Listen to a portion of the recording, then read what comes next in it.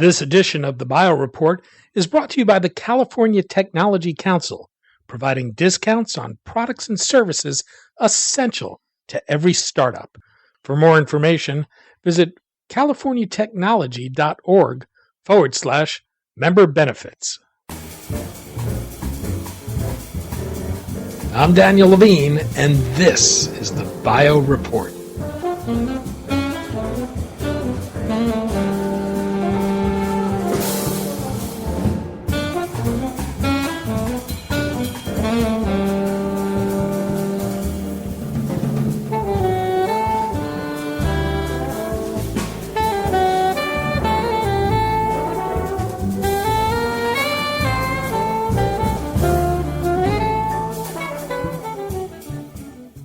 Rural counties in the United States have seen a steady loss of hospital-based obstetric services.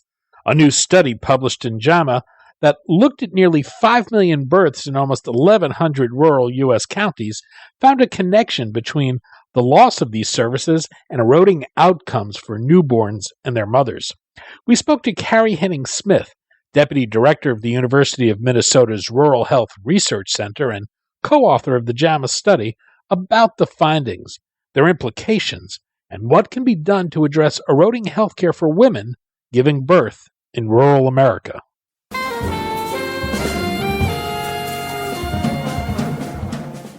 Carrie, thanks for joining us. My pleasure. Thanks for having me. We're going to talk about a recent study in JAMA you co-authored about childbirth, the loss of hospital-based obstetric services in rural areas, and what the consequence of this has been. First, perhaps you can begin with describing what types of services we're talking about.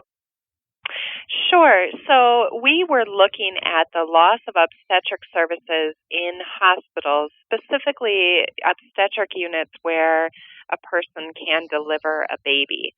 And we know that there has been a decline in the number of hospitals in rural areas that have such obstetric units for many, many years. And so we were looking to see what the outcomes of those losses were. And is this just labor and delivery, or does this also include prenatal care? We were just looking at labor and delivery. Some of those hospitals that have closed their obstetric units still do provide prenatal care.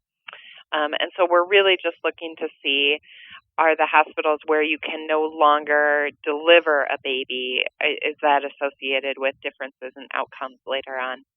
How important are these services within the continuum of healthcare from a health and wellness point of view?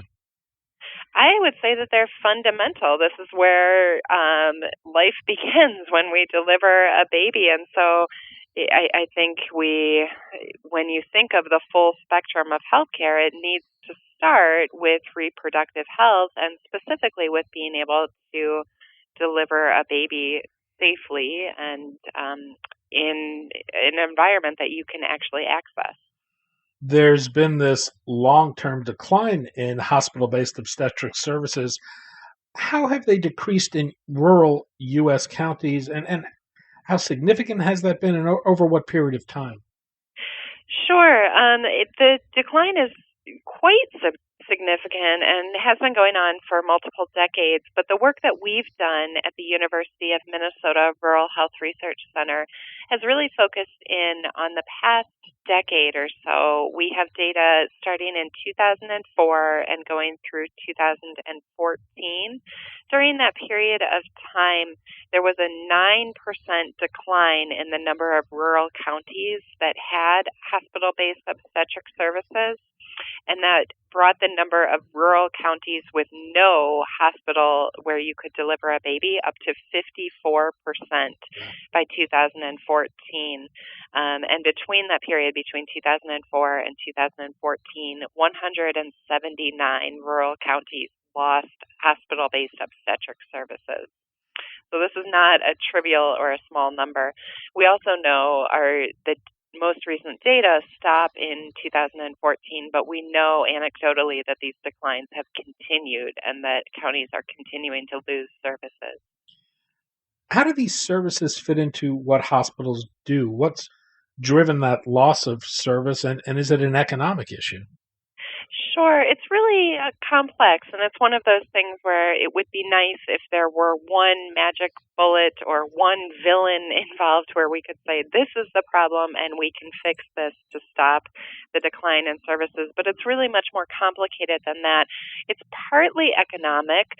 Delivering babies is not always financially good idea for hospitals necessarily. The reimbursement rate for labor and delivery doesn't always cover the full cost that it provides, or that it costs a hospital to provide those services. And that's particularly true under Medicaid reimbursement. And Medicaid pays for just about half of all births across the country, and it pays for more births in rural areas than it does in urban areas. And so low Medicaid reimbursement rates are one reason that it's not economically viable in all situations for rural hospitals to continue to deliver babies. But there are other things that go into this. Rural areas have workforce shortages across the board, and obstetric services are not immune from that. And so we have heard from hospital administrators and directors of nursing about difficulties staffing labor and delivery units, from nurses to midwives to family physicians and obstetricians. It's sometimes difficult to recruit staff. And then when you do have staff, it's difficult in low volume settings where rural hospitals may only be delivering 20, 100, 200 babies a year, for staff to maintain their skills and their comfort level and their competency. And so rural hospitals have to think really creatively about what sorts of training and skills staff have in order to maintain their competency and in order to just retain the staff and keep the staff comfortable. So there are staffing issues. And then also, as I mentioned, there are volume issues involved. There are some rural areas that are really quite remote, have very low populations and low birth rates. And so, again, if you're only delivering a few dozen babies a year, just maintaining those skills is really challenging. And then there are some other issues that play into it, things like health systems consolidation that we've seen across the board, where a health system might obtain a rural hospital and decide they want to consolidate where they're providing obstetric services. That's part of it. Part of it may be patient choice involved, where patients may decide that they don't want to go to their nearest rural hospital. They're going to go a little bit farther. And all of these trends put together have made it increasingly difficult for hospitals to stay in the labor and delivery business.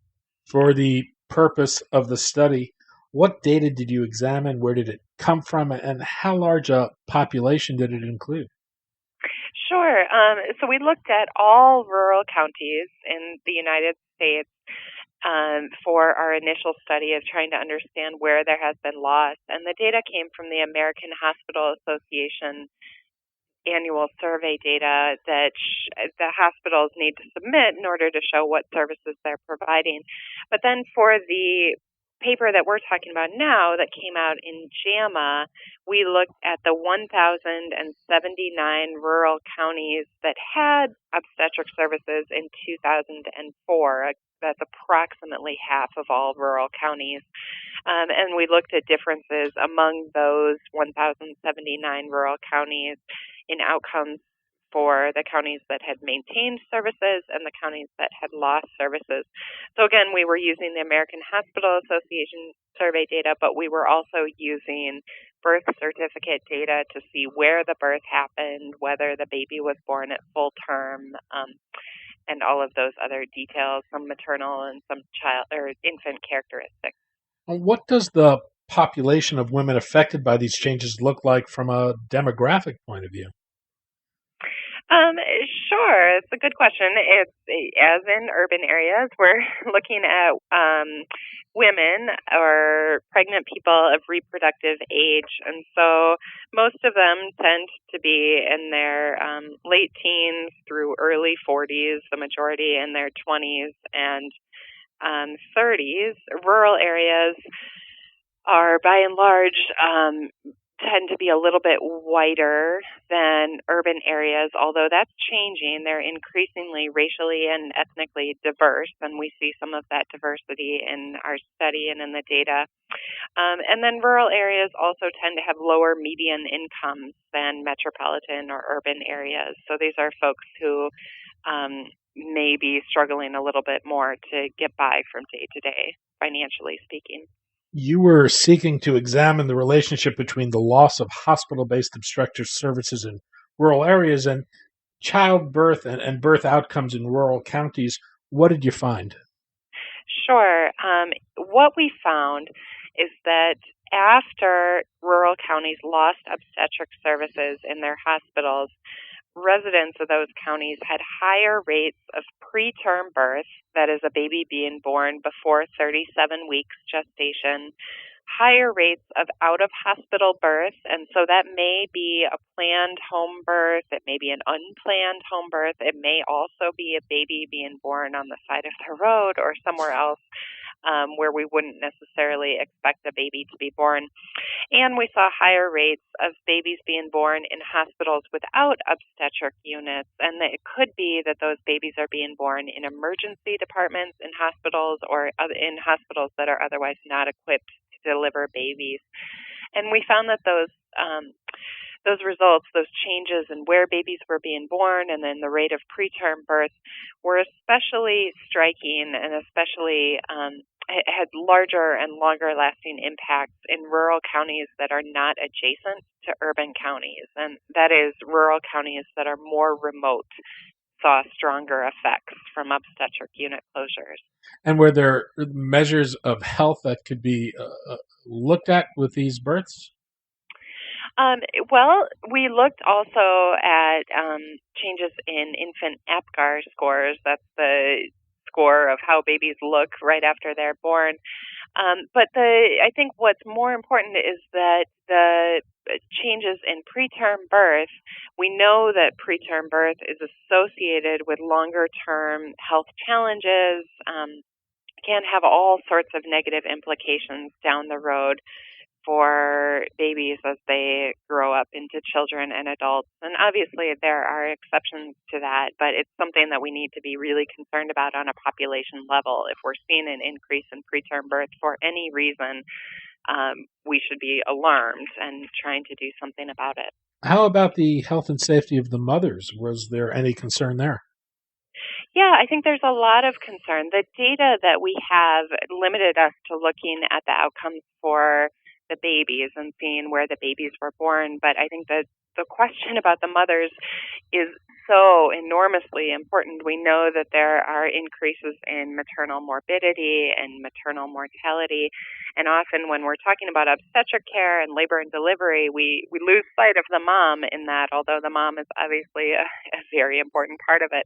Unfortunately, the data that we have don't allow us to connect the infant with the mother, and so we can't see for those babies who were born out of hospital or born preterm, we can't see the associated changes for the mother, but it's something that we are continuing to think about and will likely be doing more research in that area in the coming years.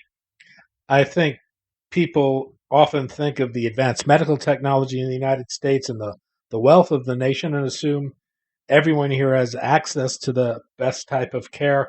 How does the quality of care for women who are pregnant and delivering compare to what's seen in other parts of the world? Yeah, that's a great question, and we admittedly are not doing any global comparisons in the work here, but we know just from other research that's done that the outcomes in the United States for maternal health and infant health are not as good as we might expect them to be. They're not as good as they should be. The U.S. is lagging when it comes to markers like infant mortality and maternal mortality. And so the findings here for women in rural counties showing that there's diminishing access to care, that they are delivering in hospitals that don't have obstetric units, that there's an increase in preterm birth, all of this should be alarming and upsetting to anyone concerned about population health. And I do think you're right that there's often an assumption that in the United States we should have the best health care, and we do in many situations have the best health care, but it's certainly not accessible and available to everyone. And we're showing that time and again in the rural counties that we're looking at. I know earlier you mentioned the complexities of the underlying cause of the problems, but is this a matter of realigning incentives, of finding ways to break down geographic barriers? Yeah, so I think the logical next step is to think about what do we do with these findings. And I think one of the things is to think about the financial incentives, both for hospitals to provide obstetric services and for clinicians to work in rural areas. What are the financial incentives and how can we realign them to make this attractive or even viable for hospitals and clinicians to stay in the obstetric business? But there are other, again, as the causes of this are more complex, so are the solutions. I think we also need to think about training and coordination for emergency births, knowing that we're not going to be able to bring back all obstetric services to all of the areas where they've been lost, and knowing from our research that there's an increase in women and pregnant people giving birth in hospitals that don't have obstetric units or giving birth out of the hospital. We need to prepare local emergency departments, law enforcement, EMS, clinicians in hospitals without obstetric services. We need to prepare them for the possibility that they may be dealing with labor and delivery and make sure that they are as prepared and equipped as they can possibly be. I think we also need to think about those very low volume settings. We've found in our work on obstetric unit loss that the counties that are most likely to lose services are those with the lowest birth rates and hospitals with the lowest birth volume. And so we need to think, what is it that would make it possible for those hospitals to maintain an obstetric unit line? And one possibility may be an adjustment to payment for low volume settings, to take into account that it's not as cost effective for them to be delivering babies when they're not doing it very often. I think we also need to be thinking about trainings and simulation for rural staff who are continuing to deliver babies. If they're in low volume settings, as I said, they may not have practice on a daily basis delivering babies. And so how do we connect them with the most recent, most up-to-date training, education, information that might be done through telemedicine consultations, that might be done through simulations and remote training opportunities.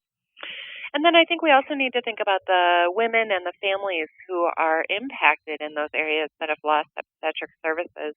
So if you live in a county that doesn't have a hospital where you can deliver a baby, you're in a situation of needing to travel sometimes quite far to reach the next nearest hospital where you can deliver a baby.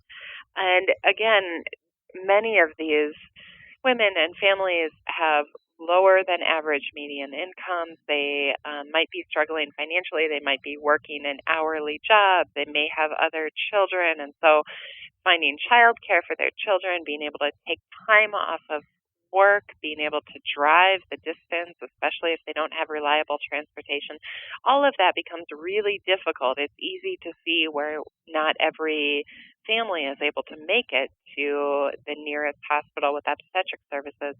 So I think we need to think, are there ways that we can subsidize or provide transportation for people who need to travel the farthest? Is there a way to provide or subsidize housing in the nearest city that does have obstetric services so that people don't need to travel hundreds of miles while they're in labor, but instead they can wait near the hospital in a safe, secure housing situation? So I think we need to think creatively beyond just financial incentives for hospitals. What are some of the other areas where we can help clinicians, hospital administrators, and the families that are impacted? Carrie Henning-Smith, Deputy Director of the University of Minnesota Rural Health Research Center and co-author of the JAMA study on eroding access and quality of childbirth care in rural U.S. counties. Carrie, thanks so much for your time today. Thank you. It's been a pleasure.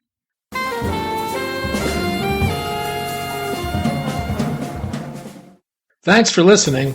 The Bio Report is a production of the Levine Media Group. To automatically download this podcast each week, subscribe to our RSS feed or through iTunes or other podcast manager. To join our mailing list, go to levinemediagroup.com. We'd love to hear from you. If you want to drop us a line or are interested in sponsoring this podcast, send email to danny@levinemediagroup.com. Special thanks to Jonah Levine, who composed our theme music, and the Jonah Levine Collective, which performs it.